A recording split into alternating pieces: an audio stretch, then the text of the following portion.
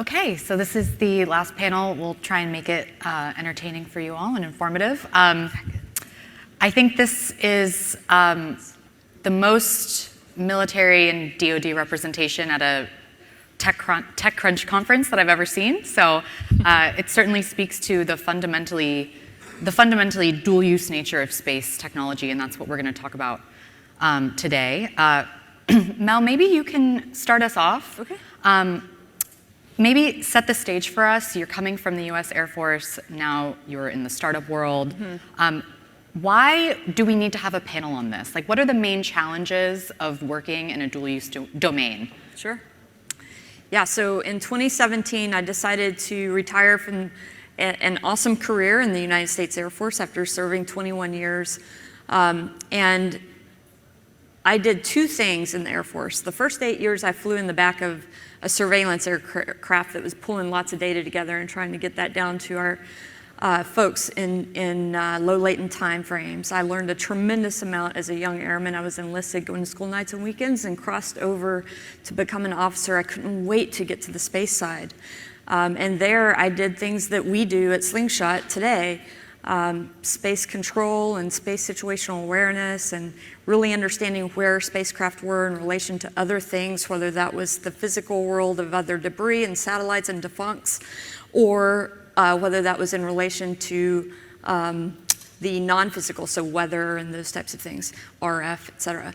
It was during that time, though, that I got to see, from a unique perspective, industry partners coming into the center just down the road here, to pitch different ideas, and the tenacity and the vigor in their eyes, and to know that if those things happen, like reusables, for example, if that happens, we are going to have a problem, because we do not have a digital infrastructure capable of holding what reusables will put on orbit in record time.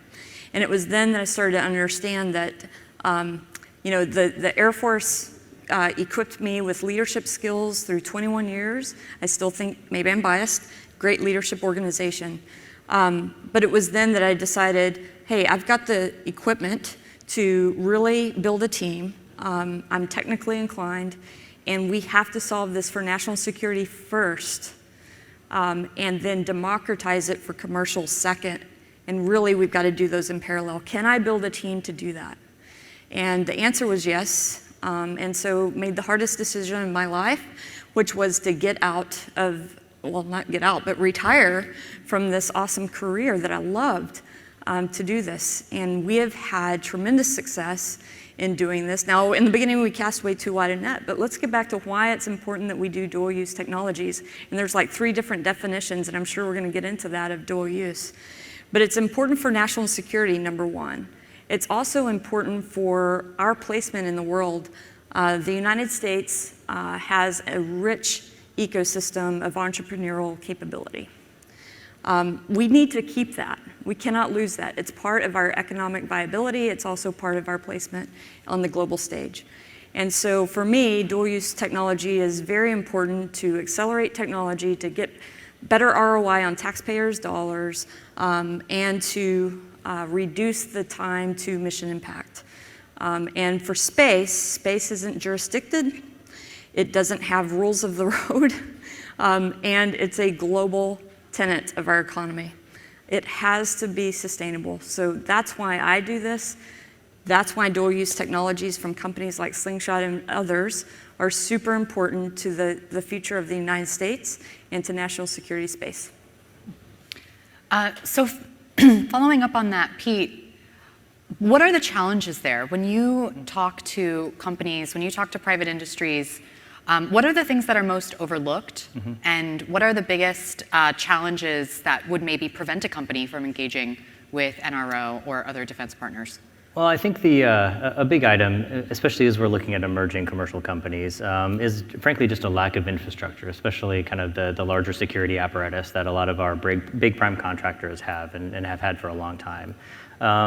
So building that up to the extent it's appropriate, and then frankly on our side, especially as we're looking to procure commercial data, which is generally unclassified, we're doing everything that we can to lower that barrier to entry as well.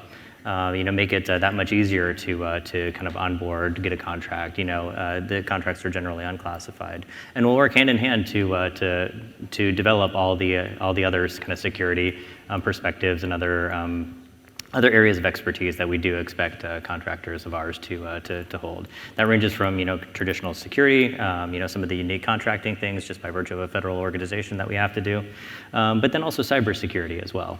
We do have a kind of a nuanced approach to that, making sure again we can start with a very low barrier to entry. Certainly not try to choke innovation out of a lot of these emerging capabilities, but where we can add layers of maturity, areas of assurance, and frankly confidence on our side, we're able and willing to do that hand in hand. And so over time, you're finding the NRO is trying to lower barriers to entry for newer, younger startups? We certainly are, and we have a couple specific programs underway Okay. to do that. Well, I would love to talk with you about that. I have a quick follow-up for Mel, and then I want to bring Awais into this as well. Thinking about how can a startup integrate certain practices, principles from day one to best poise them for working with defense? Do you have any thoughts about that? Yeah, it's relationships first, right? And so if you have relationship with the knowledge bank that is the acquisition system of the United States government, that's going to help a lot. But it's relationships between the people in your company and the distance between that big federal acquisition regulation that's between you and that person. You got to narrow that gap. And so my advice to any company that's going to do national security capabilities, development, et cetera, is one, don't start off doing one-offs at all. You keep pure to your commercial roadmap and make sure you've got adequate folks on your team that understand the acquisition system thoroughly and those methodologies therein, and then make sure you've got relationships on the other side of that FAR to do it. Great. Awais, I want to bring you into the conversation. Pixel is working on some really interesting technology. It was founded by 4 of you when you were students in India. And so you didn't have access to certain funding mechanisms like SBIR, but you have now, not only do you have technology in orbit, but you've also worked with different US agencies. So maybe talk to me a little bit about the challenges, not having access to certain programs, certain mechanisms, but then also the kind of opportunities you've been able to exploit. Yeah, no, I think, thanks for that. We started in 2019, as you said. We were still students. We broke all the rules of traditional, how do you do a startup? We didn't start off with a market. We didn't start off with talking to customers. We said, here's a cool technology. No one's done it. Let's go out and build it, right? So Mel said she retired from the Air Force. I retired from studying while at college and then got into Pixel. But when we started, we sort of at least had an idea that the United States was the place to be, right? It's where the biggest space ecosystem is. It's where the biggest military industrial complex is. And regardless of how we wanted to use our data for creating environmental use cases and measuring the health of the planet, we also knew that this data will be required for national security, bringing more transparency in the world. So we set up the headquarters here in the United States, and the first experience that we had in 2019 was being part of this Techstars accelerator right here in LA. So as soon as we graduated, the first thing was we took a plane, we landed in LA. We were part of the Techstars Space Accelerator, where we were working with the US Air Force, Lockheed Martin, JPL, where Mel was an advisor.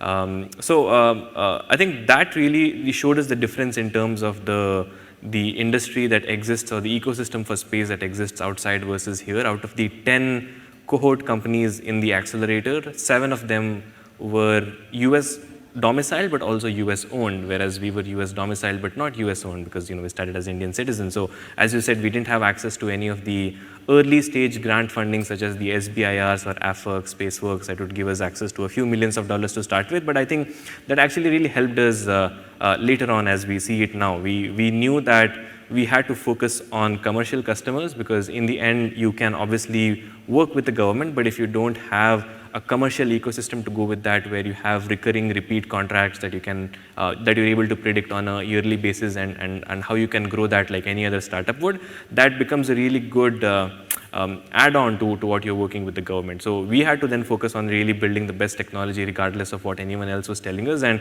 thankfully, hyperspectral imaging that we were working on happened to be a use case that not only you required in ag, oil and gas, mining or environment, you actually needed it for obviously looking at different intelligence and security purposes as well. So now that there are different ways of actually engaging with the industry, NRO came up with a BAA for hyperspectral imaging just a few weeks ago, which we are going through the motions for, and thankfully that's been open there. So I would say that the challenges have been fairly similar in that we had to completely re-look at how we were set up as an organization, how the auditing would happen, and all the different registrations that we had to go through. But as long as you have an idea of what your tech is and how you're going to execute on it, I think those are the challenges that can be overcome. Okay. I'm really excited to have Slingshot and Pixel represented on this stage. Both of you have raised notable amounts of money. Slingshot just closed another round of funding today. That was announced today, so congratulations. Thank you. Something that startups do need to think about in partnering with defense and in the dual-use nature of space technologies is who they're accepting money from, right? Where is the money coming from? And sometimes you don't know where the source of the money that a VC is offering you really is from. So what kind of due diligence can founders do? I would love to hear from both of you. And then Pete, if you have any thoughts as well or any advice in this regard, I would like to hear from you as well. Yeah, certainly. So for founders, it's very important to get to know the CFIUS office. Don't ask me what that stands for because it is a very long acronym. But that's the first place that we went and said, hey, we want to raise capital to accelerate this capability in parallel to taking in non-dilutive capital from government contracts to accelerate this roadmap. To do that, they gave us checklist, hey, if there's like this many countries you cannot take money from in advanced space technologies, right? Number two, when you do take in VC dollars, VCs go out and raise money, right? And those are funds, and they're made up of LPs, and those LPs can almost come from anywhere. So we have to dive a step deeper with our VCs and understand what LPs are presenting money here. And then from your cap table perspective, you have to make sure that only a small percentage of your overall cap table is from foreign investment. And so it becomes clearer when you make that State Department run and make sure you stay in lockstep with CFIUS. For us, we were fortunate enough from my background and those that we started hiring within the company to keep a percentage of that knowledge base inside the company. We were fortunate to come pre-baked with that knowledge and the knowledge, at least enough knowledge to know that they had to be our friends, right? CFIUS has to be your friend. Yeah. Mm-hmm. Did you have any thoughts? Yeah, so I think it's fairly similar to that. CFIUS is a big one, so Committee of Foreign Investment in the US. When you're building for something as critical as space technology, which has a geopolitical angle to it, you need to look at it from a long-term perspective. It's easier said than done, given that you need lots of capital to actually build hardware in space and send it up to space. But when you're looking at it from a long term, you need to be very careful of the investors that you are bringing on board, right? I would say there's three broad spectrums. Of course, the countries that are closest in terms of the allies, which would be the safest, whether that's US, UK, Canada, countries that have a really strong relationship. I think investments from there are generally okay. And then on the other side, you have countries that are a strict no-no, and we all know what those countries are. And then there's the gray area in between where it might be okay, it might not be okay, depending on which country and where the relationships go. So I would say, when you're building for something in space, we have at least tried to be very cognizant that we stick to the spectrum where it's the United States and the close allies. So I think that's step one. And it just doesn't stop at investors, right? We work with a lot of suppliers in the space industry. We work with a lot of customers. So we have to be very careful of who our suppliers are, who our customers are, and ensure that all of that is very clearly audited. So as I was mentioning earlier, one of the challenges was we had to relook at how we looked at these processes, know your customers, know your suppliers, and ensure that it's limited to those set of countries where you can have confidence that these are friendly allied countries that you can work with. So I would say that's something it would be good for every startup that's looking at being a dual use technology from the get-go. Easier said than done, but being very careful in choosing your investors, being very careful in choosing your customers or resellers as well as your suppliers. Did you have anything to add? Yeah, so I'll say, obviously, as we look to buy commercial remote sensing data, which is kind of what my office does and is concentrated on, obviously we do that to one, meet mission, and just get data to meet the warfighter and intelligence community analyst needs. But also we do that in a way, and we do that very deliberately in a way to incentivize the U.S. industrial base. The U.S. domestic industrial base specifically. Now, exactly what constitutes the U.S. industrial base and what falls outside of that, it can be a very complicated answer, and it is very nuanced, and frankly, it's not a one-size-fits-all answer. And so when you look at the various RFPs that we put out and proposals we get back, it has varied over time. Sometimes we're very, very strict on U.S. ownership and control, and NOAA licenses and the like. Other times, especially when we're just out exploring, it's a little bit more flexible. But a big part of that, back to your original question, is the source of funding from venture capitals or otherwise. And that is something we definitely pay a lot of attention to. I'm not going to go into many details, but certainly, we are concerned about foreign influence, and foreign influence by our adversaries specifically. And sometimes that can be very clear and overt, and other times, it's a lot less clear. But in either case, it is something that we pay close attention to and worry a fair bit about. Sure.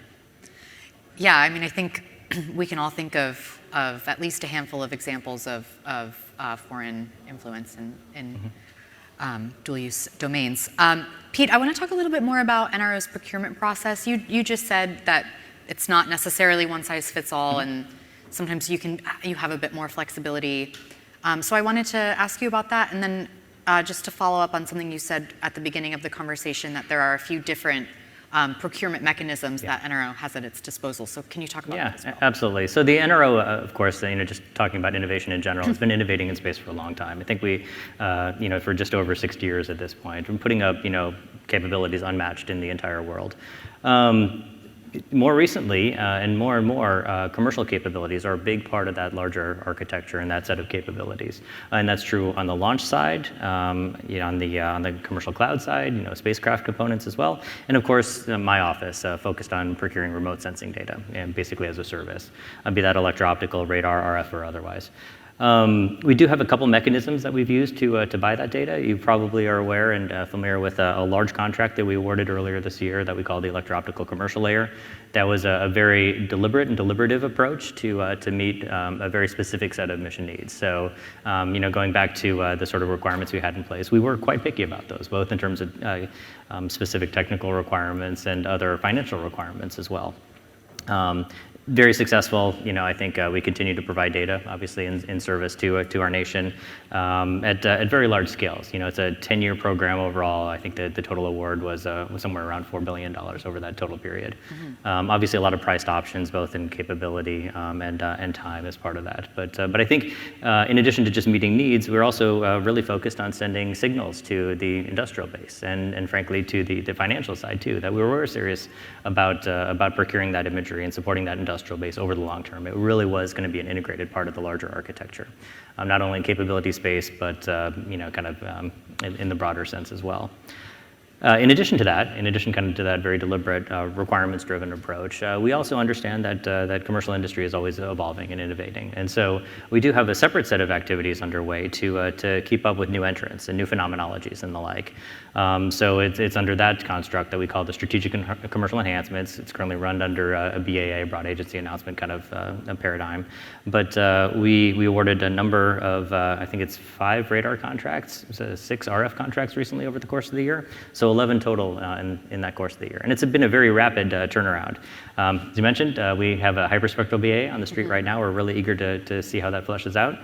But agility is a key part of that. Not only just keeping up with industry, but agility just in the contracting and source selection process as well.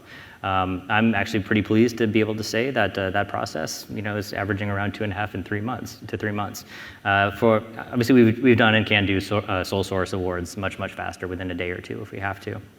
But for a competitive award, that was around 3 months, and half of that time was actually with the companies themselves putting together the proposals. So it was a pretty quick way to kind of keep exploring with industry, and definitely something that we intend to continue doing over the long term. Yeah, so that sounds like a real evolution on the part of NRO. I'm curious, particularly Mel, because you did straddle both worlds. You did, operate in both worlds. Are there like cultural differences that can make this challenging between a sort of Silicon Valley, although even that concept is kind of diluted, and the kind of Washington military sort of world? Oh, for sure. Yeah. And even within the military, there's cultural differences between the operator, which you should be aiming as your customer in the end, and the program offices, which is that procurement door that most people get in on the R&D side. There's a valley of death in between that. But those two cultures, in and of themselves, are way different. So there's a little bit of complexity. But then you take into account the VC world, the Silicon Valley world, we can now say Austin, Texas world, the Boston world, the almost everywhere world that has an entrepreneurial base. But forever, they have not really liked to invest in defense technology, right? And so there's an education component to that. There's a thesis component to that, an investment thesis component to that. And really what they're after is ARR, high quality revenue, high profit margin on those contracts, and repeatability, right? Predictability, repeatability. That is not how the military thinks at all. First, and that culture has shifted over time, and it continues to shift in a very good way. But when we first started the company, it was, you build what I tell you to build, right? Here's the technical spec, right?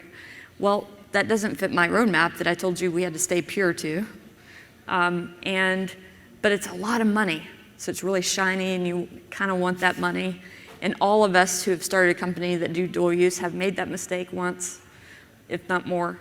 And so that cultural divide between the investors who will not invest in that drive us towards that shiny penny more, right?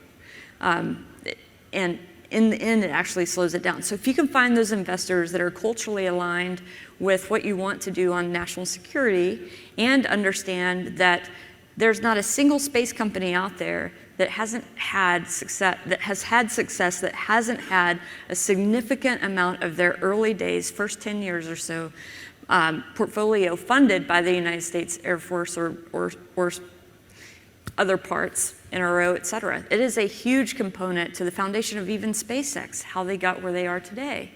And so if you can educate the investor on that pathway, everyone wants to be part of the space revolution now, right? So that helps.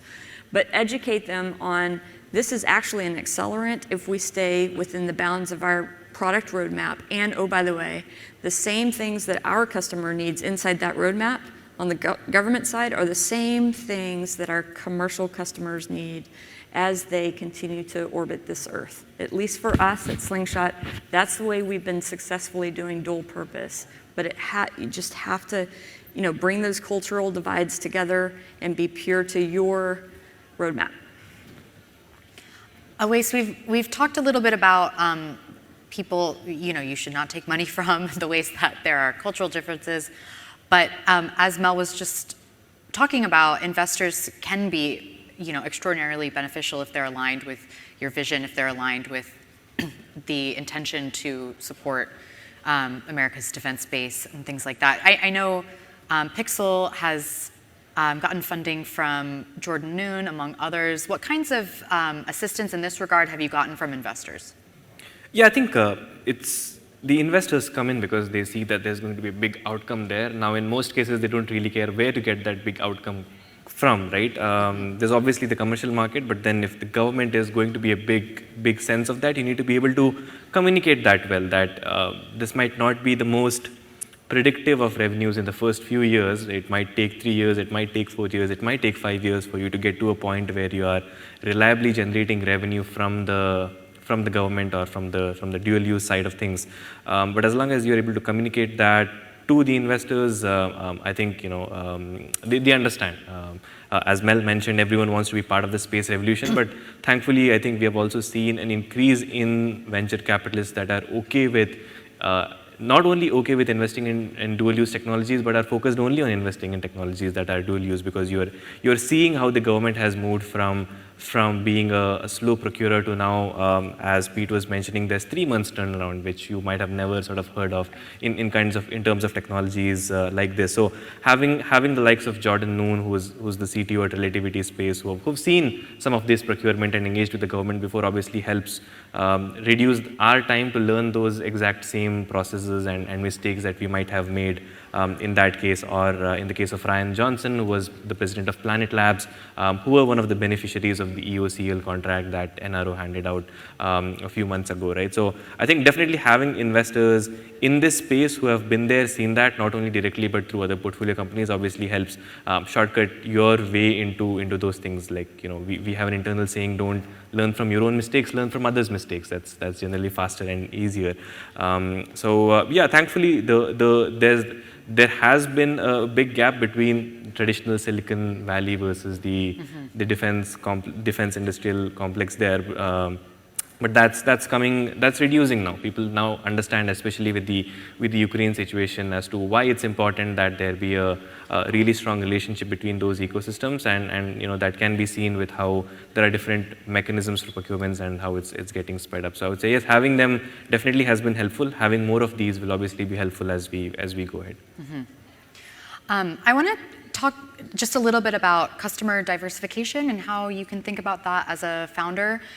You know, there are companies like Maxar where an outsized portion of their revenue comes from the government. There's startups like Hadrian that are building specifically and explicitly for defense. I know Pixel, I think I read actually a lot of your customers are commercial customers. It's not a huge portion of government and defense. But how do you think about that diversification, that sort of that mix, and how to balance that?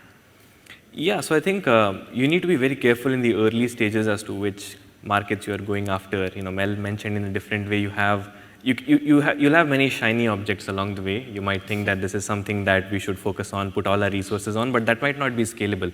That could be a one-off project that then you've put all your energy, money, and resources into it, but then if you can't really reuse that elsewhere, then you have, you know, in the long run actually lost a bunch of time and money and effort into doing that. So in our case, very specifically, look, our mission statement is building a health monitor for the planet. So we always knew that our use cases and our customers had to be from industries that will have the need for this, whether that's oil and gas companies where we are helping with greenhouse gas emissions monitoring and leaks in that cases, or trying to measure the amount of carbon that's sequestered in different forests and things like that. So it comes back to that same thing. When you have venture capitalists on board, you're trying to grow your company to a scale where it actually makes sense there.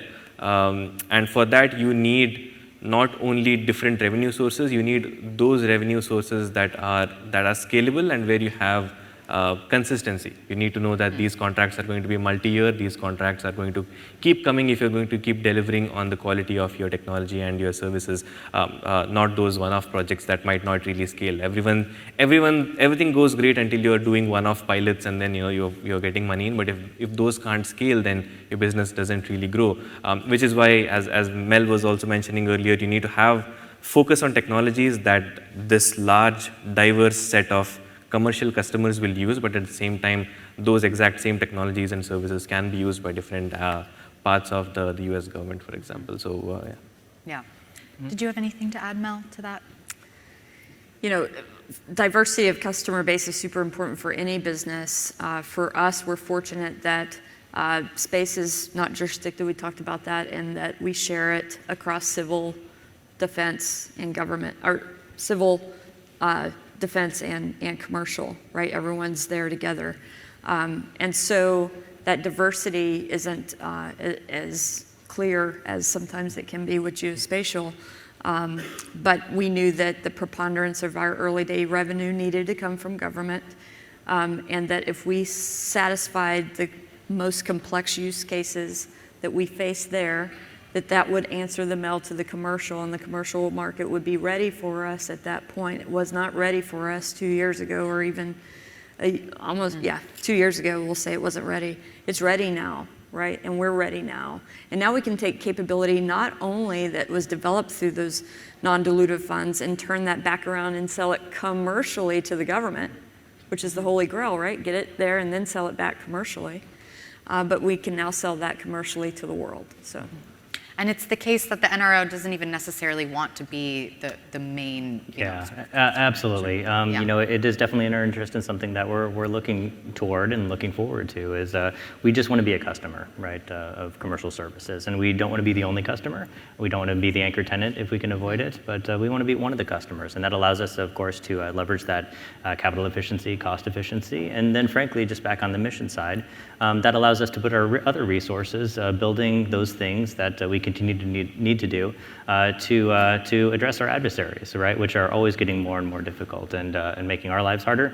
And we have to keep developing systems and capabilities to provide the insights we need for a national security perspective on the national and classified side, but everywhere we can, of course, on the commercial side as well as part of that larger hybrid architecture.